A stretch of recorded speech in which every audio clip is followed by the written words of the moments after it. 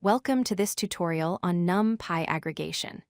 Today we're learning about np.sum, one of the most fundamental functions for calculating the sum of array elements in NumPy.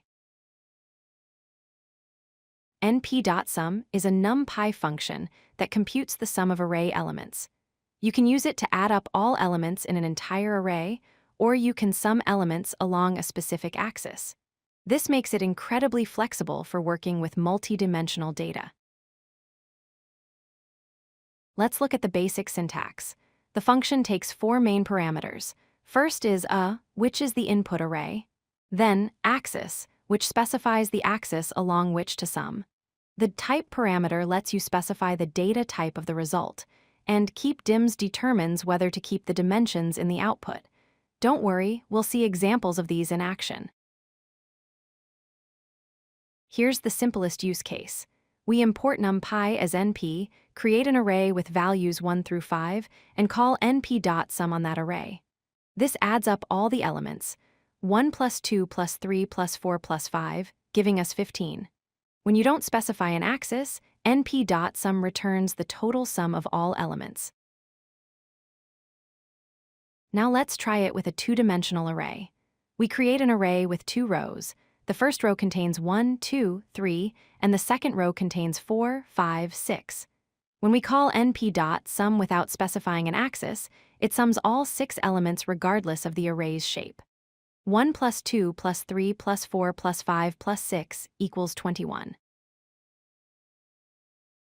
Things get more interesting when we specify an axis.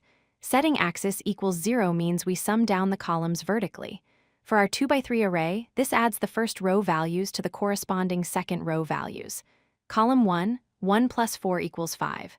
Column 2, 2 plus 5 equals 7. Column 3, 3 plus 6 equals 9. The result is a one-dimensional array with 3 values. When we set axis equals 1, we sum across the rows horizontally.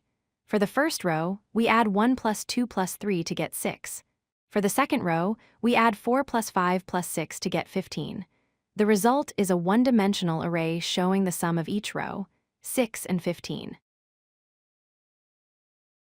Let's recap the key points. When axis equals none, np.sum adds up all elements in the array. When axis equals 0, it sums down the columns vertically.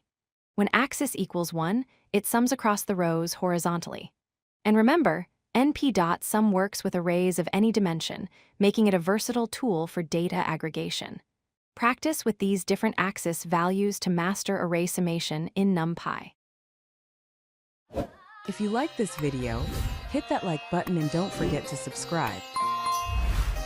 Visit codelucky.com for more such useful content.